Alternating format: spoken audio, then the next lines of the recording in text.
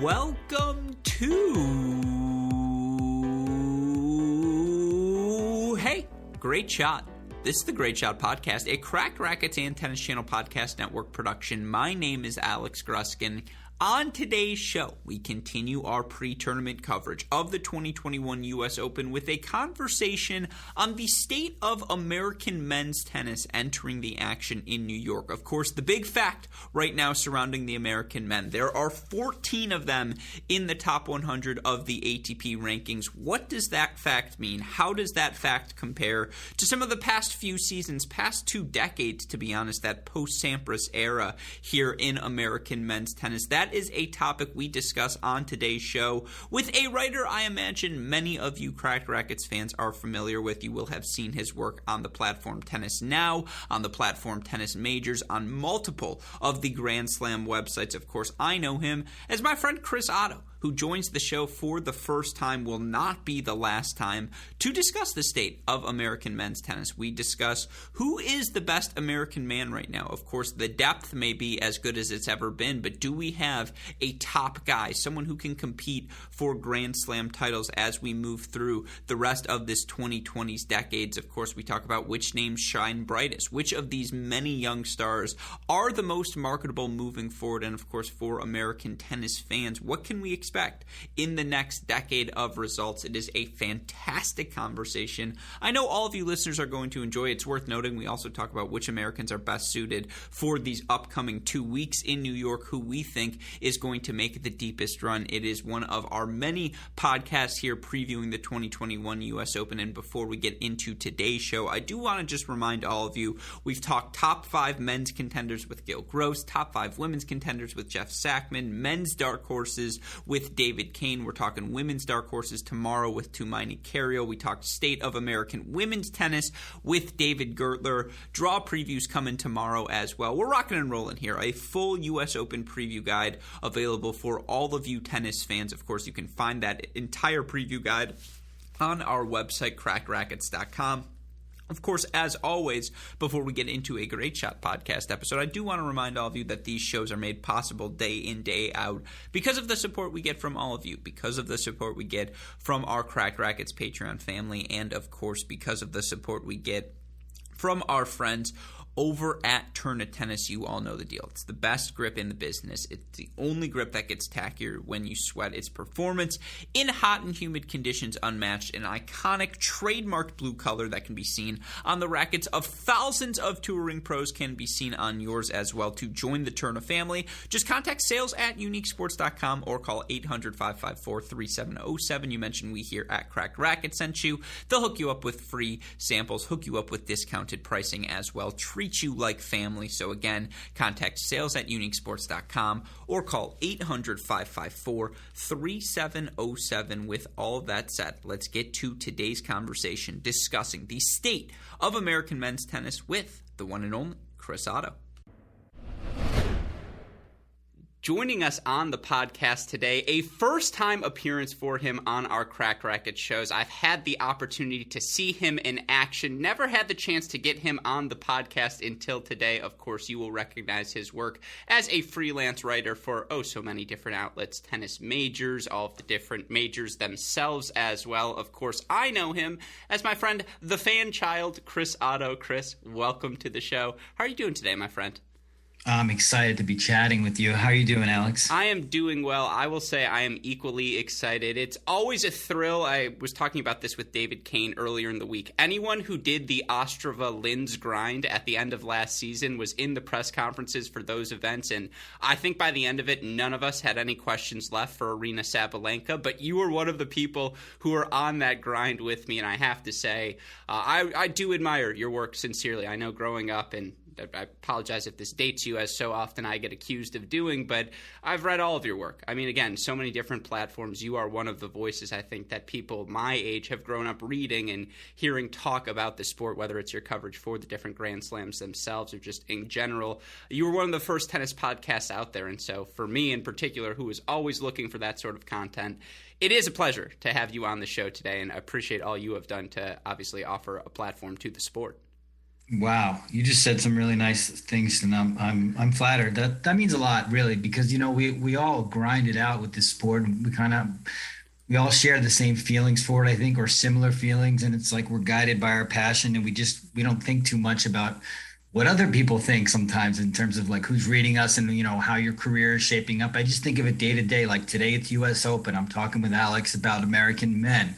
I mean, that's what's on my mind. It's just really cool. And I feel the same way about your show. I mean, you do. I don't know what you're up to or what kind of like coffee you're drinking, but it's ridiculous how deep you are embedded in the sport. And I'm really just thrilled to have some time to talk with you and also to get to know your work as well. I appreciate you saying that. I'll tell you this, it's not coffee, my friend. It's a little bit extra. Oh, good, because you got something else. So we need to talk after the show. Yeah, exactly. But no, again, I mentioned your platforms, Tennis Majors. You're writing, I believe, this week for the U.S. Open. You've written for Correct. Roland Garros, Tennis Now, a tennis TV contributor, of course, Lucky Letcord podcast. But that, my friend, is where the flattery ends. I always like to say friends disagree, and I'm hoping we disagree about some things on today's show because the topic we're tackling as part of our preview series of the 2021 U.S. Open is the state of American men's tennis. Now, of course, again, I was born in 1995. I may have Pete Sampras's eyebrows. I don't remember much about his tennis career. I do obviously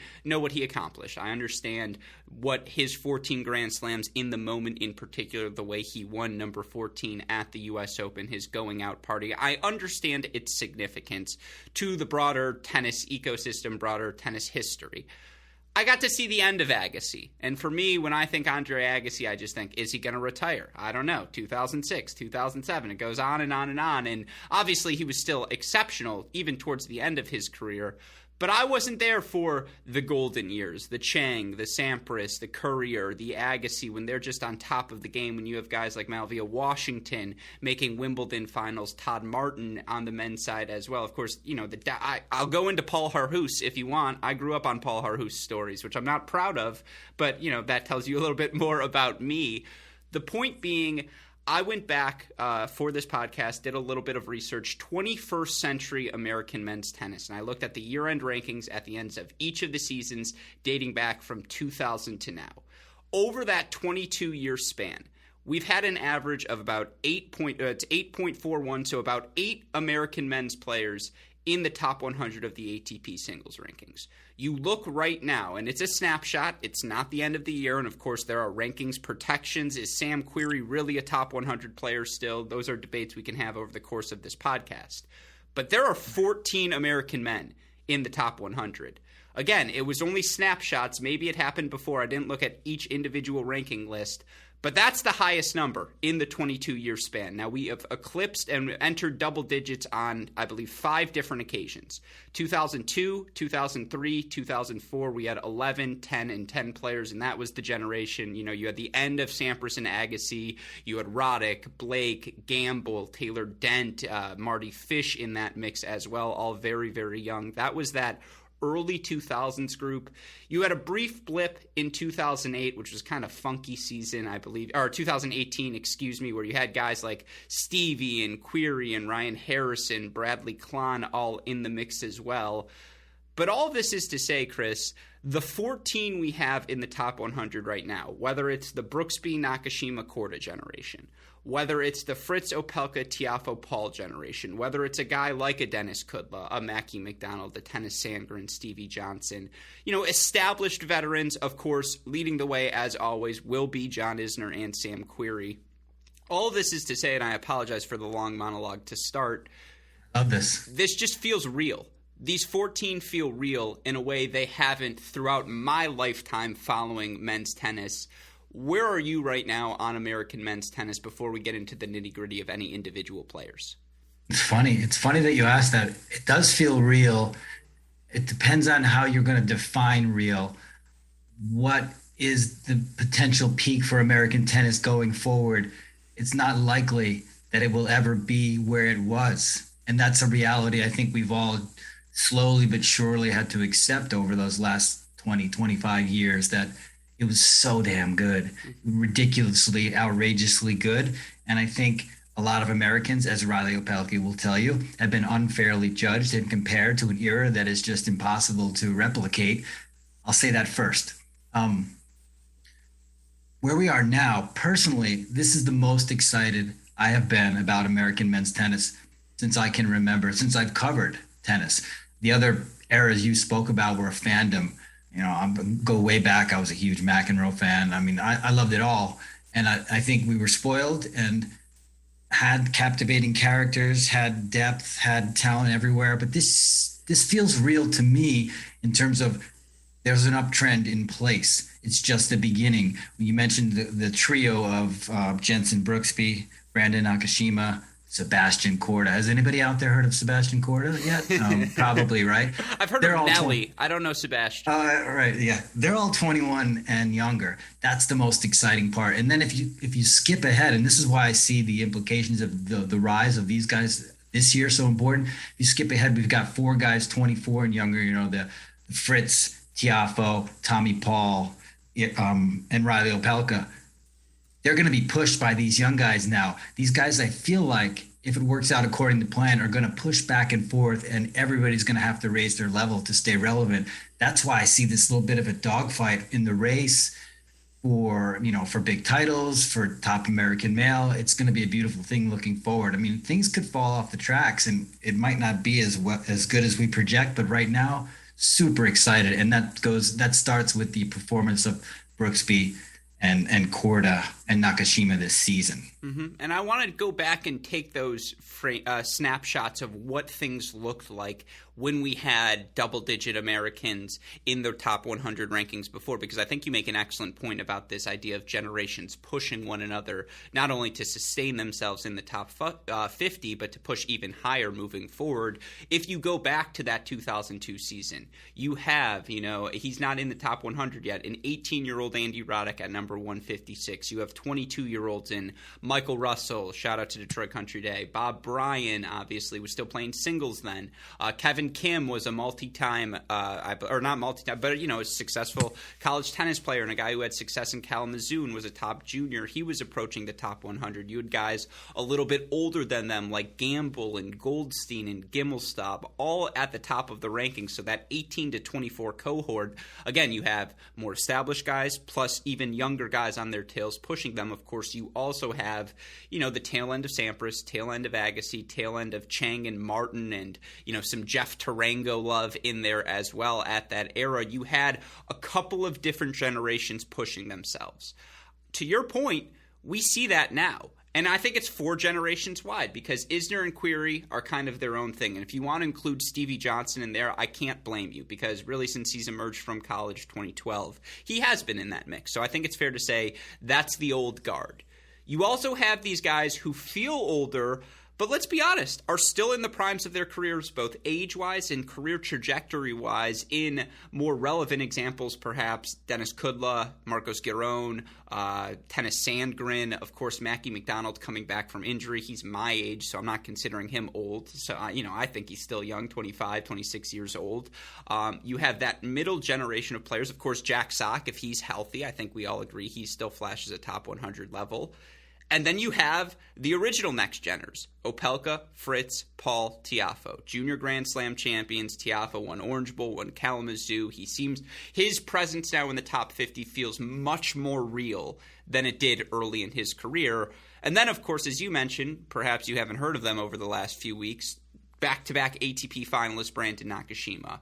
Hottest thing in men's tennis right now, and God willing, we'll get a matchup between him and Djokovic in round 3 or round 4, whatever it's projected, in Jensen Brooksby. And then, of course, the golden boy of them all, in Sebastian Corda. So to your point, it's the multi-layered generations pushing one another, and I think that's what's so valuable. That's what's been missing because you go back to like 2014 when there was the nadir, 5 Americans in the top 100 at the end of the year. You had Isner, Query, Johnson, and then you kind of had Jack Sock still on the rise. Donald Young, like Tim Smyczek, Dennis Kudla were all floating in that 50 to 125 range. This isn't that. These guys there's a staying power to them that I haven't experienced before. Feels that way to me. I think you kind of want to see the emergence of an alpha dog, and I think most people believe Sebastian Corda is going to be that alpha dog. It certainly looks like he is. I mean, the amount of the amount of impressive tennis that he's played since Roland Garros last year, when I think he was 213 and made his debut. And since then, week 2 on a debut at Roland Garros and week 2 on a debut at Wimbledon, first player to do that since I think Pernfors in '86. It's coming easy for Sebastian Korda. We all know it's not easy. We all know it's probably not coming easy either, but it looks like it's coming easy, and he's got so much game.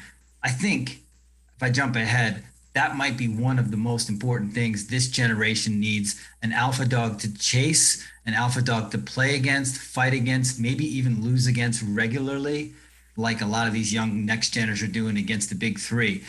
It hurts, it stings, it looks bad on paper, and 0-6 head to head or what have you, whatever is going to emerge from it. I don't see that happening with Sebastian Korda so soon. I don't see him emerging as a dominator. Maybe a couple of years, we'll see. But I think it's really important to me, and what I'm looking for is to somebody to step up and be the alpha dog, and maybe a couple guys to kind of compete with that. That'll really bring the high end higher, and then everybody else will benefit. But then you mentioned a lot of the guys, like there's guys like Dennis Kudla and Mackie McDonald, Marco Schiron. These guys are such good role models, are working so hard, have such well-rounded games, such positive attitudes. So you got to have it from the top, hopefully with an alpha dog, and then you got to have it down below. And it looks like it's panning out that we have all that. And that's why, as I alluded to earlier, I'm so excited about this period, this time for American tennis. It's really the first time where I'm feeling like big things are going to happen kind of on a week in, week out basis. Looking at the US Open draw, and I don't want to go there yet, but it is interesting, and it does remind me that we're not quite there yet, because I have a really difficult time moving the pieces on the draw forward to the second week. I can't do it with anybody, to be honest. I think somebody will probably do it, but it's really difficult to push them that far along. And I think, man, we need to get there. We need to get there pretty soon. That would be a great step. I'm going to be honest, I started watching the Queen's Gambit yesterday. It was an impulse watch. It was very late at night, and I was getting ready for this podcast, and so I'm all in on the chess pieces and the moves. And I agree with you. I think we've got our rooks right now. We've got our things that move diagonally only. I don't remember what they're called, but you know that piece. We've got those. Do we have a queen yet? I don't know about that. And this leads me to part 2 of the conversation. This is why I'm happy, best in the business. You segue us right there. In Chris Otto's mind right now, and it's important I refer to you in third person even though we can see each other on this Zoom, but in your mind right now, who's the best American male? Because you're right, that's absolutely part of the equation, this idea that there's no top dog. And I think, there was a run, I want to say I think it was like 8 different Americans or 9 different Americans, I forget the stats, made quarterfinals at the ATP level over the course of like a 6-week run. And it was 8 different guys. And obviously that shows the depth. And you can look this week, Marco Schiron, quarterfinals, Winston-Salem. Go to the City Open. Mackie McDonald was your finalist. Jensen Brooksby made a run to the semifinals. You had Stevie Johnson making a quarterfinal there, Riley into the final of Toronto, Isner into the semis there, winning the John Isner Open once again as well, and Nakashima having all of this success. The point being, I don't think I have to continue to make the case for the depth. We've laid out that case. But you're absolutely right, and it's very, very noticeable right now. Isner's 22, Opelka's 25, but we don't have a top 20 player right now that's an American man. We don't have a guy who you look at the slam draw and you say slam dunk, 4th round, no hiccups, no even like uncertainties. He's a top 10 seed. We will see him week number 2. We don't have that right now. So my question to you, with all of the different results we've seen, and I believe Korda's won a title this year, Opelka obviously the final in Canada, the semifinal, I want to say it was Madrid or Rome, whichever one's the fast clay courts over in Europe. And obviously, Isner wins his title in Atlanta as well. Fritz has sniffed around a couple of finals. Tiafoe's had a lot of consistency this year. Mackie, the big run to the City Open final. All this is to say, you can make a case for a bunch of guys. Who stands out to you? It's whoever I say it's going to be. I think it's going to be temporary. I think there's going to be a little bit of jostling. Well, at least the answer I'm going to give you is going to be temporary. And maybe this is the part of the podcast where we disagree. I'm going to say John Isner is the best American male right now for the U.S. Open, for the hard court season. I feel like he's done the most. I feel like he's the most dangerous based on his experience, his history, the way he's periodizing his schedule, the way he's playing. Um, I think that will hold for another month or two, and then I think it's Sebastian Corda coming up. And if you look at the race, you can see that Sebastian is about to take over in the race. And I think maybe when he does, he doesn't look back. But I think right now, in this moment, at this tournament coming up, I feel like Isner's the guy. He's played so well, coming from the John Isner Open in Atlanta, where he's won his sixth title, and just the experience and everything that goes with that. So that is my answer, and I'd love to hear your reaction to that. No, it's a fair answer to say he's on the short list. There's no doubt. I mean, he's the highest ranked American, and you look in terms of the advanced metrics, and I like to turn to our friends at Tennis Abstract, their ELO ratings, which of course measure who you play, not when or where. Isner's the highest in terms of overall ELO rating. He's at 13 for the overall. You look forward in terms of 2021 specific results. Isner's all the way up to 9th, and he's 22-9 this season, which I know it's only 31 matches.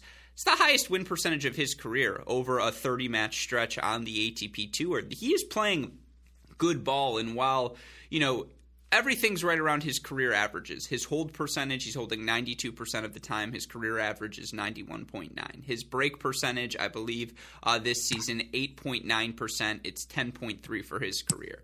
Nothing too noticeable one way or another from the math side. To your point, he's absolutely been selective about the tournaments he's played, and it feels like he's healthy in a way that sometimes he just hasn't been towards the end run of a season.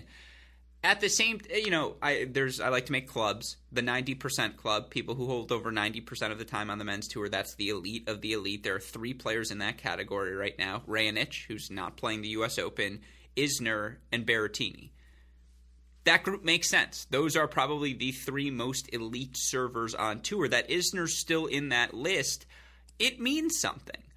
And so I would agree with you to the extent that he has the single most dominant skill of any American right now on tour. When he serves well, that best is probably better than everyone else's. Who's the best American day in, day out? I mean, I came here prepared to give the Brooksby take, to really just fire something at you, because, you look at the sample size of matches we have here in 2021. He's 33-8 overall. He's 25th in 2021 ELO. I believe he's up to number 28 in overall ELO. Obviously, he's ranked, I think, number 98, 99 right now. The thing is, I can't say it's Isner because it's so selective. He just doesn't play enough for me to be the day in, day out, week in, week out guy. And I think while his best is really, really good, I do think the best of Opelka is a little bit better. Case in point, finals of Master in Canada, semifinals on the clay. When he serves well, he's just there's a dynamicism. That might not be a word. There's a dynamic, but it's not dynamicness. Anyways, he has a very dynamic game. And to be able to move the way he does at his size, his backhand's just legitimately good. His forehand has gotten significantly better. It's definitely a little hitchy, but it's gotten significantly better. He's a big match player. There's no doubt about it. His floor is still lower than a lot of the guys out there right now. But when he plays his best, so here's my short list. It's Isner, it's Opelka. Taylor Fritz deserves some love because week in, week out, he's probably been the most consistent player of the Americans. He hasn't had the big result the other 2 guys have, but he's there. Tiafoe's there. And then, honest to God, Jensen's there. And I know, Absolutely. And I know Korda should probably be on that short list as well. He hasn't played enough for him to get that spot. And at the same vein, Brooksby hasn't played enough at the ATP level to get this spot. Right. So now you're down to 4: Isner, Opelka, Tiafoe, Fritz. We'll get to the Fritz conversation later. I guess I was. It's tough. I don't know. Of those, is that a similar short list for you? Yeah, I would already have Sebastian Corda on there just for what he's been able to do with the slams. I love Opelka. He needs to be more consistent. He's racking up top 10 wins in his career, though. I think, what is it? This year he's got Tsitsipas, Medvedev, Berrettini, Bautista Agut scalps. That's impressive. And the Toronto, the way he called it a fluke. We knew it wasn't. The way he played in Toronto, some of the forehands that he hits inside out are just, if you get the right camera angle on it, you can see that he's the nastiest, meanest player. He's so disruptive. He's still growing into his game and his confidence and his experience. He really definitely, in my opinion, has a great career ahead of him. Top 10 potential. He could get on a roll and win a slam. It's nice to have a player like that playing for the Americans. Right now, what is he, 16-16 on the season? It's kind of strange. That's exactly it. He's 16-16, and I'm already regretting my choice because you've nailed it on the head. Can you call him the best player in American men's tennis right now? He may be the one capable of producing the best result, which I suppose is the qualification. But you're right, the consistency hasn't been there. Yeah, and we'll look forward to a lot more consistency. I think the confidence is going to grow, is probably in the process of growing astronomically, backing up the Rome performance with what he did. And I think it's just a matter of time before you start seeing him winning a lot more matches than he loses. He's not a 500 baller. He's not going to be.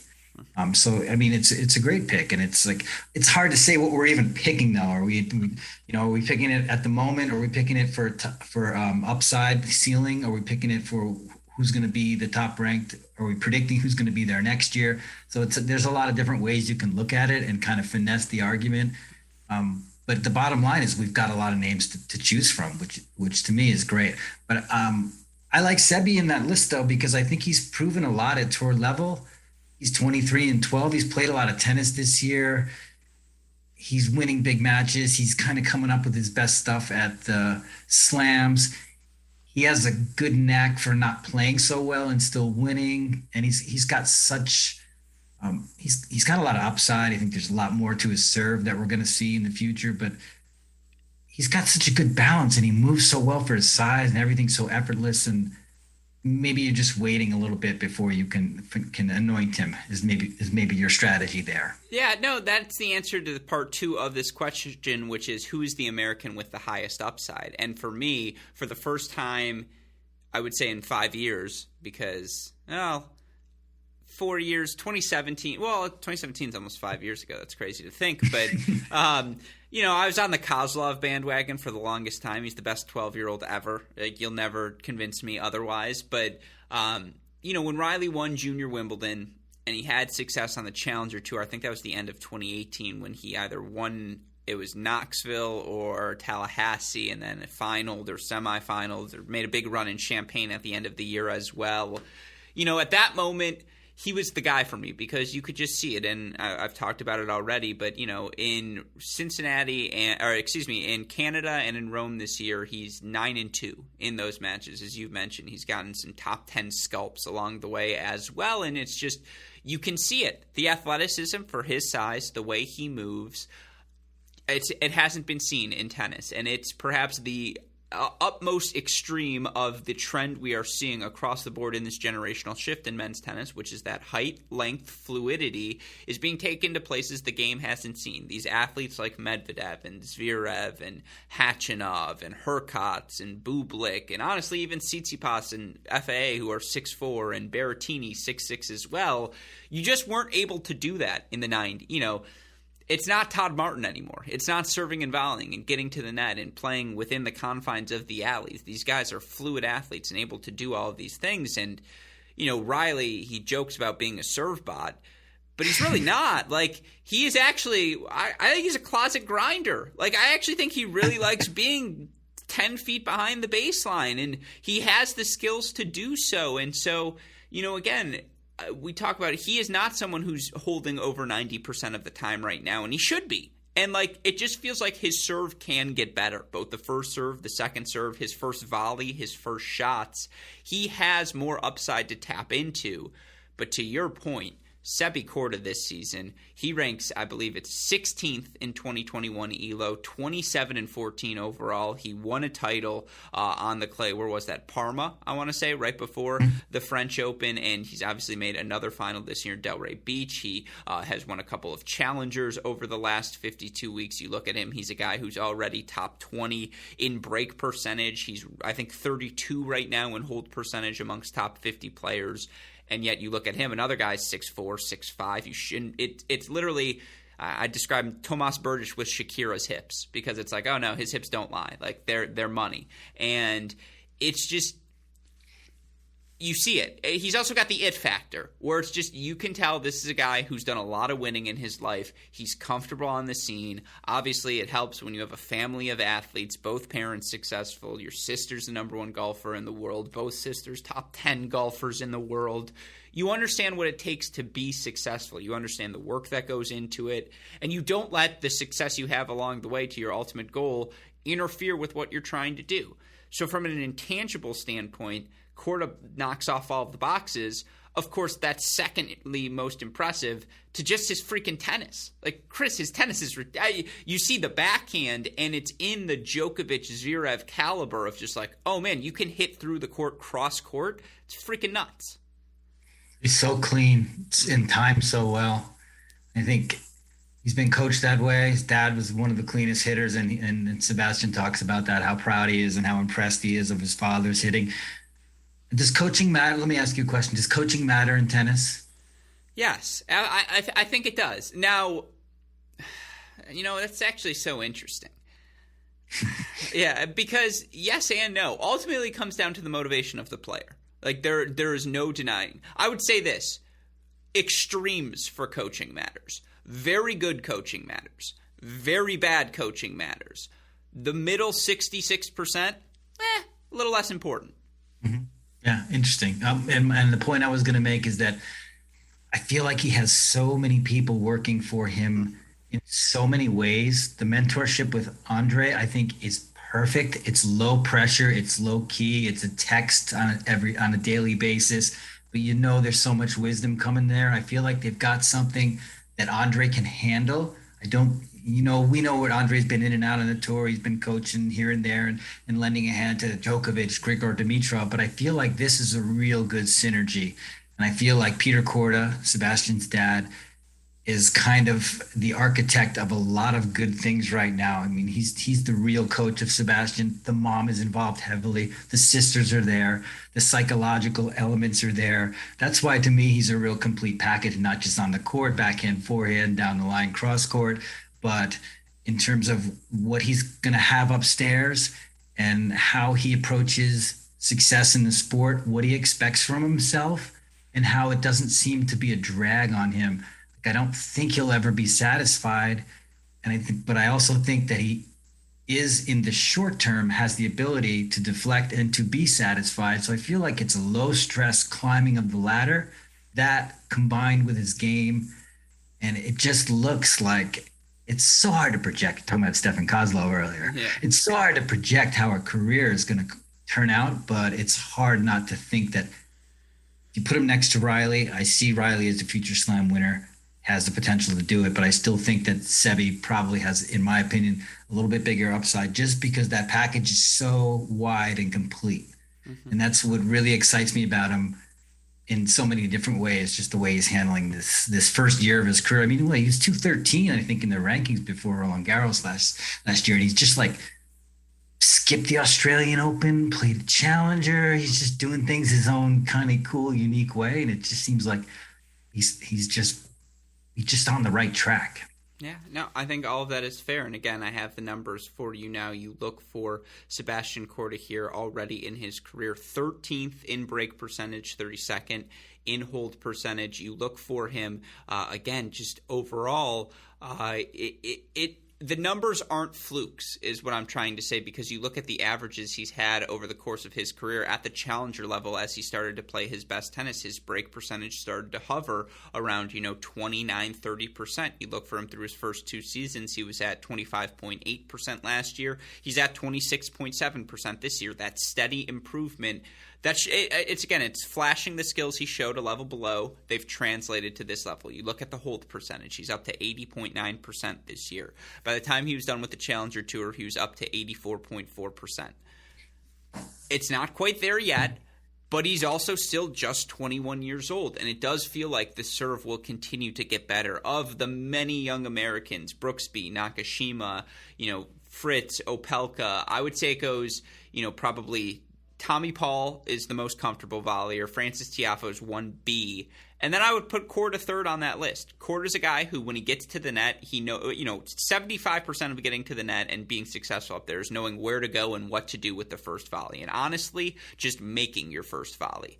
Sebastian Korda knocks all of those check marks off the list. He also is able to put a little bit of feel on the ball. If you watch him drive a slice, I actually think that's one of his sneaky best skills. There's actually drive on that ball still, because everything that comes off of his racket is explosive. And there's no discernible technical weakness. There's no hitch in the game. There's no noticeable glaring flaw. He's a good, not great athlete. But it reminds me of young Tsitsipas, and I'm curious what you think about that, Chris, and just that it's a power movement. It's just his first step is so powerful that he covers a lot of space. He's got that length to work with as well. Watching Tsitsipas's transformation, it's not talked about enough in Tsitsipas's progression how much better he's gotten as a mover, how much better he is in the outer thirds of the court.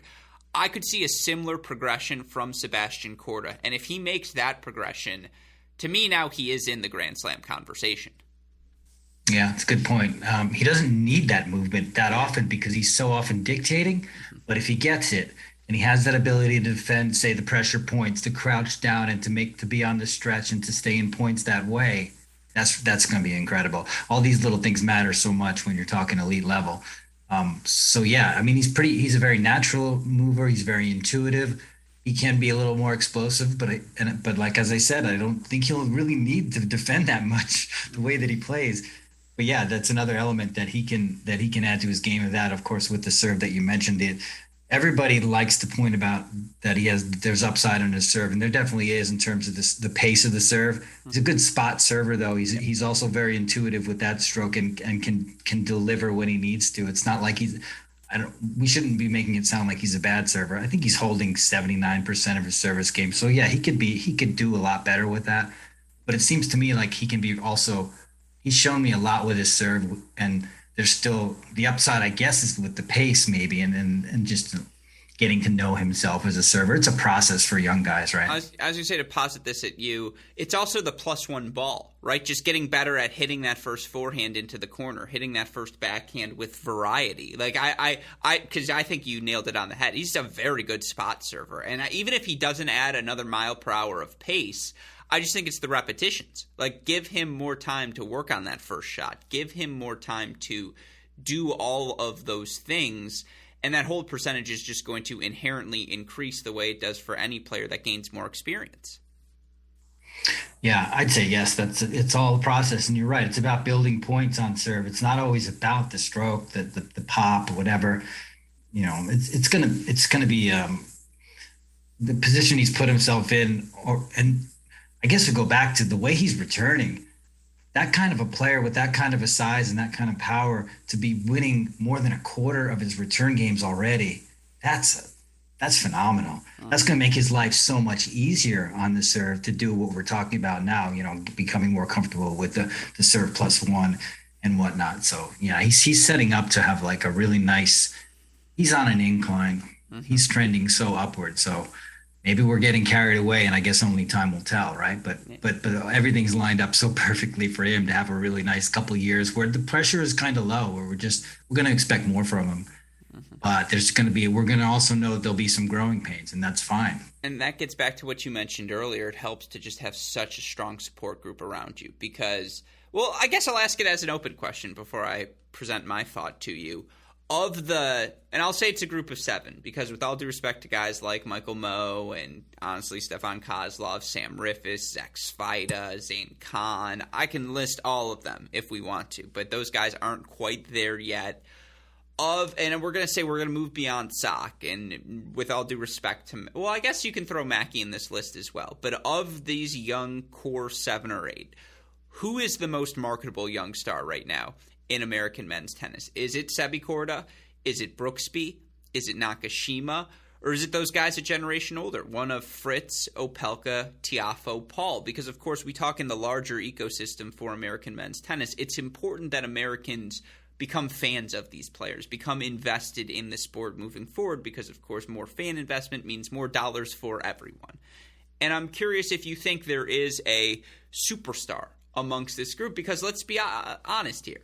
On paper, And honestly, with the tennis he's played as well, Korda's the guy. He's got the looks, fantastic head of hair. He's got the family last name as well. American sports fans love dynasties. We do. We're attracted to it. The Korda family story can lead SportsCenter every Wimbledon, every LPGA Masters, all of them. You're going to hear about the Kordas because it's just a fascinating. We're all attracted to that. That's a lot of people's dreams, is to have that sort of family.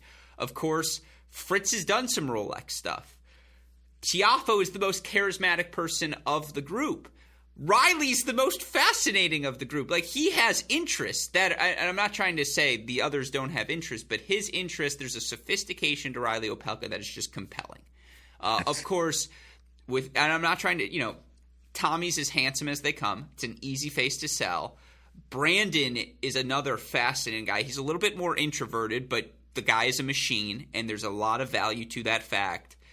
But then there's Jensen, who honestly is the wild card in this conversation. Because there's just a quality to Jensen. Until you've spoken to him, it's hard to explain until you've seen him in person. But he's just, this is what he wants. And he wears that on his sleeve so well. And it's easy for fans to be drawn to that desire. Because what you want as a sports fan is someone who cares about the sport as much as you do. And Jensen Brooksby cares about tennis as much as any individual out there in the world. And so that's the brief case. I don't know why I made the case for each 7, but I suppose that's my case for each of them. Where do you reside in the argument? Well, you did make the case so well for every one of them. And that's why we can go back to depth on the court, depth off the court. There are a lot of great personalities. I mean, you mentioned Francis. He's charismatic. He's magnetic. He just makes you smile. It's beautiful. And Riley is so interesting. You want to talk art. You don't even want to talk tennis with the guy because he's got so many other things going on, and he's so funny too. He's hilarious. He's by far the funniest, I would say, of a funny group. But to me, it's a no-brainer though. If you really want the answer, you're talking mainstream media, not like chewy in the weeds tennis fans. Mm-hmm. It's going to be Sebastian because of everything you mentioned, because of this family, it's an unbelievable story, and it'll never get old. 15 years from now, Wimbledon, ESPN's going to be leading with that and matching up the Grand Slam titles won between the sisters and Sebastian, or you can imagine that. And then of course the partnership with Andre, his personality is very charming and very subdued.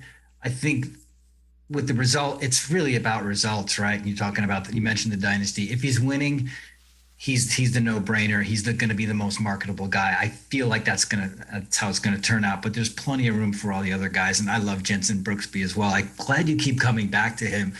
I made a weird comparison of his compete reminds me of Andy Roddick.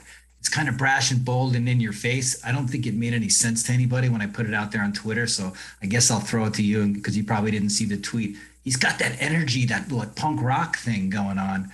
He's such a hardcore competitor. And to be honest, when I watched him in the second round against Basosvili at the U.S. Open in 2019 before the pandemic, I didn't know what to think. I mean, wasn't as familiar with him at that point, and I didn't really get what his game was and how it was going to play out and what his upside was. But this year has been a revelation for me personally, and I think for a lot of other tennis fans who weren't as familiar with him. He's got so much to offer. He's the guy that kind of started to trigger me thinking that this is the best period for American tennis. Brandon as well. These two guys starting to rise is really showing us where this can go with American tennis. But yeah, I mean, tell me more about Brooksby. I know I can tell you're loving this guy, so I want to let you riff on it a little bit. What is it about this guy that makes him so special, and what's his upside in your opinion? Because that's a question I'll be honest, I'm a little unsure of. Yeah, well, I like to think I invented the Jensen Brooksby beat. So, it is something I take quite a bit of pride in. He and I have been fortunate to be able to get close with he and his coach, Joe Gilbert, over the past few seasons because for those who don't know, although I'm sure if you're listening to this podcast, you've heard me say it by now, he was a guy who at 17 years old won the 2018 USTA Boys 18s National Championships in Kalamazoo, and as such got a wild card into the U.S. Open. And what was so fascinating is the next year, 2019, as opposed to taking that path again, trying to secure the wild card through challenger results, or maybe it was a qualifying wild card, he had gotten into qualifying of the U.S. Open, and he said, you know what? I'm going to go that route instead. and I'm going to try to qualify for the main draw. And he did. And then he beat Burditch first round. And at that point, he had me. And, to do that at 18 years old, still elect to go to Baylor, play college tennis, and, that was a program I remain to this day very close with. Obviously, I had the chance to speak with him, know the struggles he went through in 2020, and there was a lot of talk. And look, I'll shout him out now. I talk smack to his face. Coach Michael Woodson is going to talk up his players always, and I'm aware of that fact, but he was adamant. He said, Alex, I'm telling you, Jensen's the real deal. Just keep an eye out for him these first few months. He goes to South Africa. First round loss, then he wins or makes the final of the freaking Challenger. Or maybe he wins it. I think he wins it, actually. Then he goes to Cleveland, backs that up, makes the final indoor hard courts. To go from the altitude of South Africa to the indoor hard courts, he then wins another Challenger title on green clay. He makes a final at Newport. He makes a semifinal at the City Open. It's worked for him everywhere. And you look at the numbers for him, he's held 81.4% of the time. Now, of course, you should adjust for competition the way you probably have to adjust Aslan Karatsev's numbers over the past 52 weeks for competition. But that's a top 30 number. Of course, you look at his break percentage, 32.3. That's a top 10 number, Chris. I mean, and the thing is, it all translates. It all checks out. And I had the chance to ask him this at the City Open in the presser, and you can hear that conversation when we had our one-on-one on the Cracked Interviews podcast. But I said, death by high percentage tennis. Is that a fair way to describe your game? And I'm not going to lie. That line was fed to me by his coach. And he was like, yes, that is exactly what we try to do. It's that over the course of 2 hours, I'm going to not make mistakes, and I'm going to beat you because we have figured out this game mathematically, and I can execute this game plan. And I just know over the 2 hours, the numbers are going to play my way because I'm going to make the high percentage play every time. And that sort of outlier in this modern era, it's Medvedevian. It's just like, I see how it's going to work for him. The other thing, and this is where I want to throw it back to you, have you ever seen a guy who feels like such a refined product, who so clearly has so much upside still to tap into within his game? Like, the numbers all indicate over 80% hold percentage, you're breaking over 30%. If he is just this player mathematically for the rest of his career, he's going to be fine. He's going to be a top 30 player for a very, very long time. And yet, you see the serve, the second serve in particular. You see the way he volleys. He is the worst good volleyer in the history of tennis. He's got the hands, though, to do whatever he wants. He can put the ball on a dime. And so my thing, why I'm so gravitated to it from a tennis perspective, is it's unconventional. It's the outlier in what feels like a fairly, monotonous game at this point. The thing that's impressed me is that the game that he's cultivated, and I think his punch is a little bit underrated because it almost makes it sound like he's just in there making balls and playing with margin and playing with a lot of trajectory, which is not true at all. He's just actually very precise. Mm-hmm. He can do what he wants to do with a real high degree of efficiency. And when I look at it, I don't think many players can do what he does because a lot of times his net clearance is not very high. But the thing that catches my eye as I try to put together the pieces of the puzzle and what do I like about Jensen Brooksby, it's physically, he's a beast. Yes. I don't know what he did during his year off because he was injured and it was a difficult time. I think it was his toe or his foot that was giving him problems. And it was a tough time for everybody, let's be honest. And he kind of when I spoke to him at least, he didn't act like it was a real big deal what he went through in 2020 and how he prepared for this season, which has seen him go from outside the top 300 to now inside the top 100. But he's so fit. He's like a ferocious mover.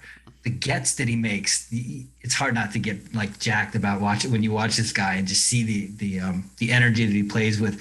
He's going to be in the face of the tour, his fellow Americans, pushing people for the next decade or so. It's going to be really cool to watch. And that's why the Roddick comparison you made, the more I think about it, the more brilliant that is. And I like to think I see every fan child tweet. I can't believe I missed that one. I don't know what happened. Yeah, but no, I mean, there is a, dare I say, ness to him in the right sort of ways, in that he's out there to win. Like, first and foremost, he does not care what the person on the other side of the net thinks about his antics, about his attitude, about the, because he does grunt and he gets into it. And I love Jensen. I love you, Jensen. If you hear this, you know that fact. I've said this to his face, so I don't mind saying it. It gets a little robotic when he tries to raise the crowd. I'm like, come on, Jensen, I need a little more fluidity in the way you're moving your shoulders there. Just like, it's got to look a little more natural, because it is a natural inclination for him. He's like, I'm here to compete. Let's get some noise. Like, I'm trying to raise the level, raise the atmosphere.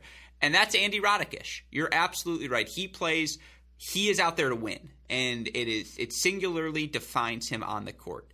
To another point you made that I really would add to as well that I enjoyed, it may not be pace generation, but the harder you hit the ball at Jensen Brooksby, the harder it's coming back at you. And that is a skill within itself. If he gets his racket cleanly, it's a little Pliskova-y. Like, in the way, if they get their racket on the ball, something good is happening. Like, all that has to happen is they get their racket on the ball, and the ball is going to go where they want it to go. They were gifted with those sorts of hands. You're right. It's an outlier, but that's why I put him on the short list of just, I think people could fall in love with that. That obviously, tennis Twitter culture already does love him. And last summer, if you didn't fire off your man Brandon Nakashima is going to be a problem tweet, you just didn't feel like a cool kid. And so all of those guys have an it quality to them. I do want to end on this younger generation. Let's talk quickly about Nakashima. Where are you on him? Because, again, Korda, he's handsome. He's a dynasty. He's had slam success. Easy to fall in love with him. Brooksby has caught the tennis world by storm. Brandon's been a little slower, a little steadier, but the results have been there as well. I mean, back-to-back ATP finals here over the past month. That Brandon belongs in the conversation with those two players. Yeah. Those Los Cabos was really fun to watch him become accustomed to winning matches. And his serve, I think, is super underrated. He does a lot with that shot. You think of him more as like a counterpuncher maybe, or like just a well-balanced, well-oiled machine from the baseline in some ways. But what I'm most impressed about is his ability to make serves, to execute behind his serve. He showed a lot of inconsistency, I think, in those runs, but he was able to kind of overcome himself.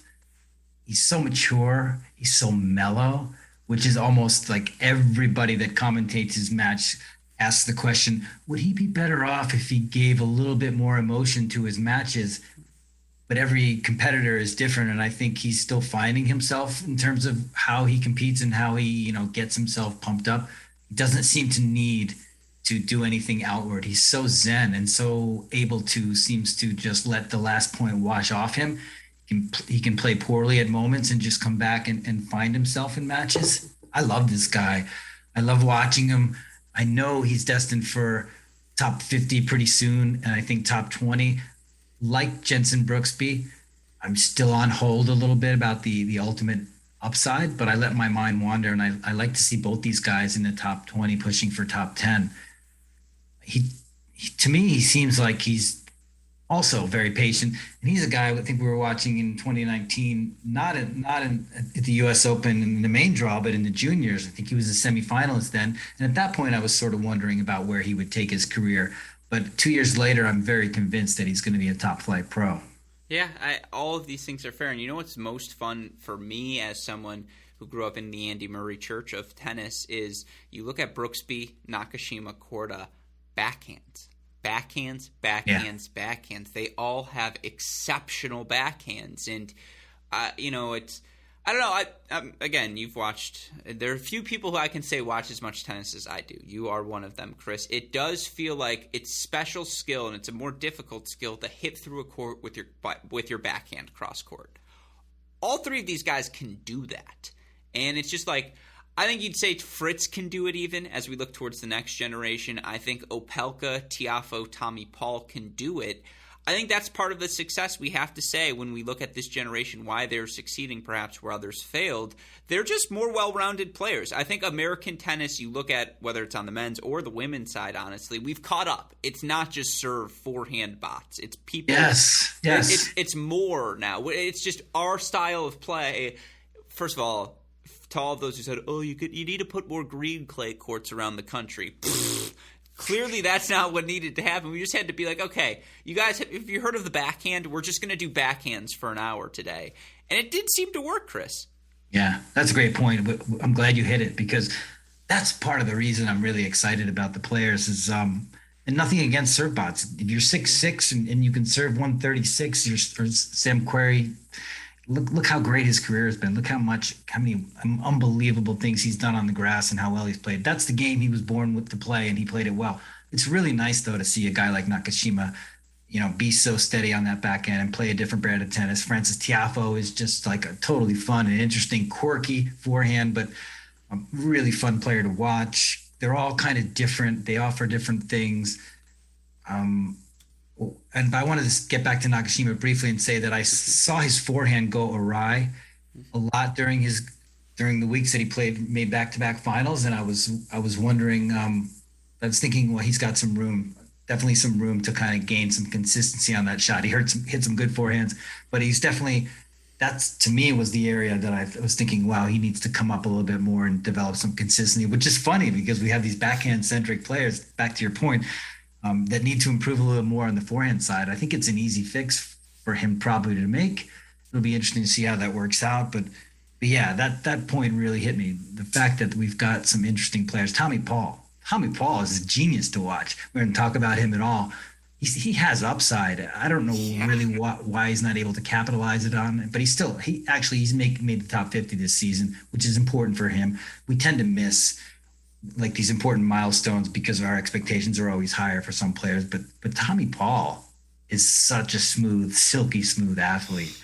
And yeah, we've got some cool players. I mean, that's pretty neat to say for fans of American tennis who are maybe not gravitating to the style of John Isner and Sam Querrey and maybe even Riley. What he maybe lacks in his game, he makes up for in personality, which is nice. But yeah, it's nice, to have that diversity and to have these interesting style of players. And I think it bodes well across surfaces. Yeah, guys can win on clay a little bit too, which is awesome to see. And the last point, because I feel you might wrap it up and I won't say it, Taylor Fritz is on the brink of his Grand Slam breakthrough. Yeah. He's been on the brink for 3 seasons, I think, with his third round performances, and he always runs into like a Djokovic or something. Yep.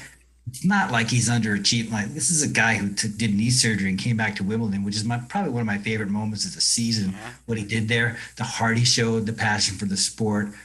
I think we can't talk about these 23, 24-year-old guys, Tiafoe, Fritz, Paul, like they're anywhere close to being done. Their peak is going to be 3-4 years from now. They're going to be pushed by these younger guys cycling back to what we started this conversation with.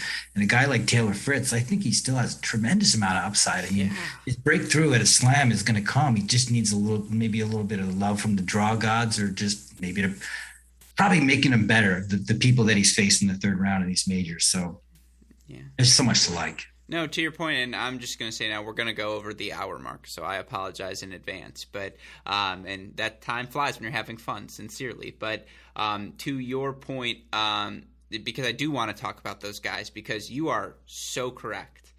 Tommy's upside feels as high as a Brandon, as a Jensen, maybe not quite a Sebi or a Riley, but just athletically, it's the complete package. He's right there with Francis. And, again, his fluidity around the court, his movement forward, how comfortable he is as a volleyer. There is nothing on a tennis court Tommy Paul can't do. Now, the problem is when you can do 17 million different things, and you look for him this year, 53rd in overall ELO, in the rankings, 52 in overall ELO, 36 in 2021 specific ELO, in which he's 19 and 17 overall with his results.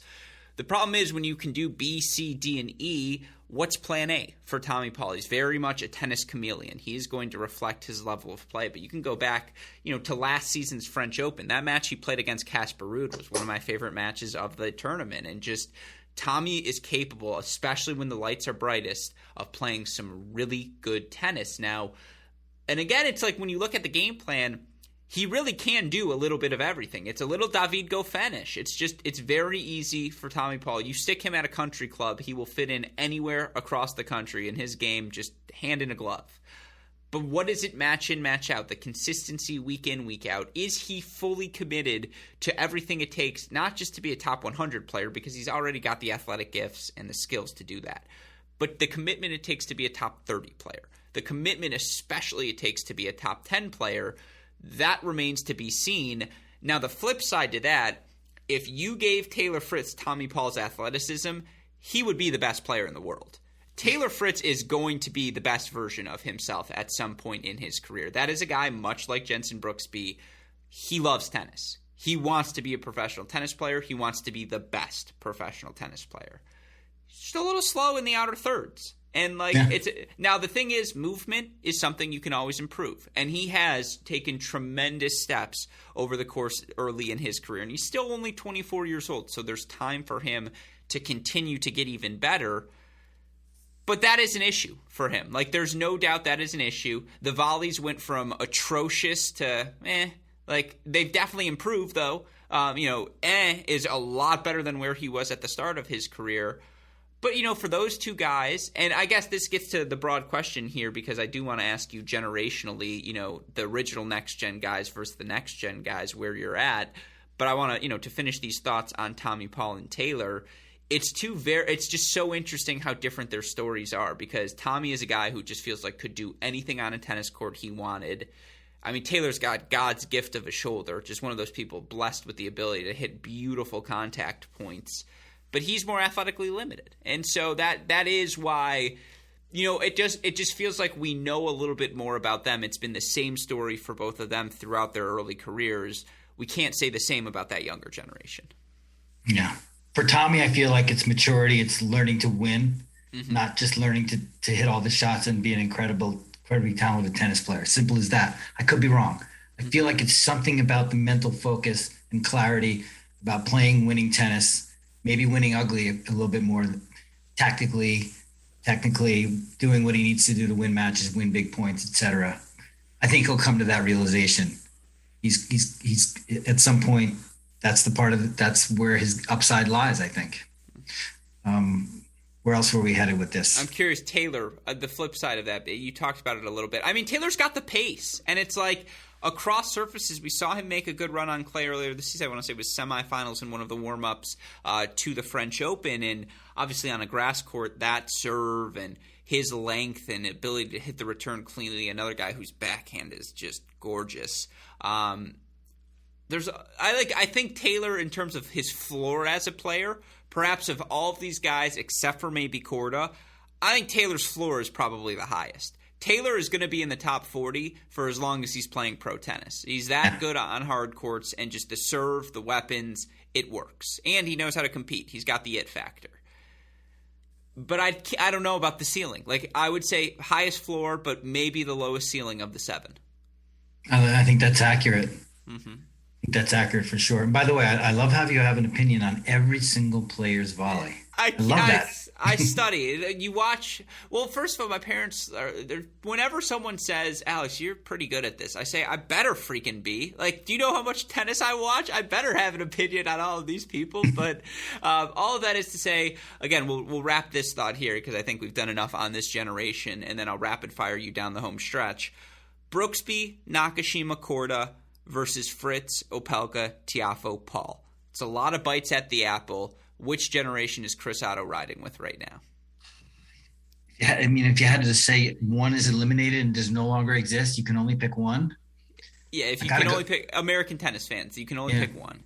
I got to go with the younger one. It's unfair. It sucks to have to pick it, but it looks like there's a potential future top 5 player in there. And it's a lot of blank canvas and a lot of upside. So we've seen what the other guys can do for quite a long time. I think they can do a lot more and surprise us. But yeah, I gotta go with the young guys. I think that's probably a trap we all fall into. We're kind of seduced by the younger players. But I think Korda's potential upside, what we think it might be, makes you think, yeah, I think if I had to choose, I'd go for that one to rep the U.S. There will be a Twitter poll when this pod comes out related to that. I think people will agree with you. I would agree with you as well. Again, I don't want to keep you too much longer, but curious in terms of some of these other generations. I know we talked about it at the start. Kudla, Sock, Sandgren, Johnson. I think those are 4 top 100 players. Honestly, I know Jack's the only one right now not amongst that group, but that middle generation, you want to throw Mackey and Marcos in there as well, of course. What do you make of those guys? Just that depth. It feels like for a while that was all we had. It does feel worth noting, though, the lumps those guys take, as you mentioned earlier in the podcast, instrumental to the experiences we see for these next-gen and next-gen 2.0 players. Yeah. How about tennis with the making the Grand Slam quarterfinals not once but twice? I mean, he in a period where not a lot was going on, he really showed a lot of fortitude and a lot of growth in his game. You know, that his physicality, his ability to grind has been really impressive. I think Stevie seems to be sort of in a little bit of a quiet period, maybe he's just not clicking. I think there's probably room for another nice strong phase of his tennis. I think he's been close to the top 20 before. We know how much talent he has. All these guys are instrumental, like we said, pushing each other, being leaders. I mentioned tennis because I think the amount of effort he put into his game to grow it and to become a more physical, stronger player and to put up these big results at Grand Slams. I mean, that's an inspiration for all kinds of guys that are grinding it out on the challenger circuit. So people like that, getting results, breakthrough results, reaching second week's majors, Mackey reaching the City Open final, a 500 level final. These guys are getting other players that maybe didn't think they had it in them to realize, well, I practice with Mackey all the time and, you know, we grind it out. Why not me? And so that's the role, in my opinion, that these guys play. They give the other players this why not me attitude. And you definitely need that because not everybody's going to be a top 5 player. But when you get the players 96 in the world, 130 in the world, guys outside of the top 200, look at Jensen Brooksby. He's not in the group we're talking about, but guys making huge rankings. I think Mackey he's come back from the injury. That's another thing. He's inspiring people by what he's been able to do with a very serious injury. And then, you know, his ranking was absolutely shredded. He's been through the year with the protected ranking where he was unable, he was winning a lot of matches, but his ranking wasn't growing, but just the fortitude that he displays. These guys are an integral part of what we have going, you know, in terms of American tennis right now. So they play a huge role. They're not going to win slams. I think we can agree on that. They might not even ever make a semi of the group, but they all kind of believe that they could if the chips fall in the right places, right? Yeah, absolutely. And honestly, I think Dennis Kudla's playing the best tennis of his career, and his relationship with Robert Lindstedt has paid dividends. You know, I think Stevie, you look at I think he's made like 2 or 3 quarterfinals now in his past 6 events, which is the first time you can say that about him in forever. I agree with you. I think he's been a little bit resurgent here down the home stretch, but you can see it's up to him. Like, again, to see him make this push indicative, okay, he does want to hang around in the top 100 a little bit longer, and you do feel like he's a guy, if he fell out of that top 100, that's when that decision would become a little bit more difficult for him because he's a big match player. Like, we talked about the charisma of the first 7. Of the rest of the group, and obviously Jack Sock puts the most butts in seats, but Stevie might have the most natural charisma. And whenever you've been the best in the world at something, you're going to have that it quality about you. I say it all the time. The hubris I got from winning a national championship in club tennis when I was a senior in college is why we did this podcast, because I was like, hey, I was good at that. Maybe I can be good at this. Stevie was the best college tennis player probably in history. And when you've been that good at something, you know how to win. You know how to carry yourselves in front of a crowd. You know how to captivate a crowd. And Stevie's got that it factor. There's no denying that. So I kind of hope he does stick around for at least, 3-4 more years until these young Americans are really acclimated. Sock's the interesting one because Jack Sock, like, you watch his serve, you watch his forehand, it's still there. Like, Jack Sock, it's always been up to him. How good do you want to be?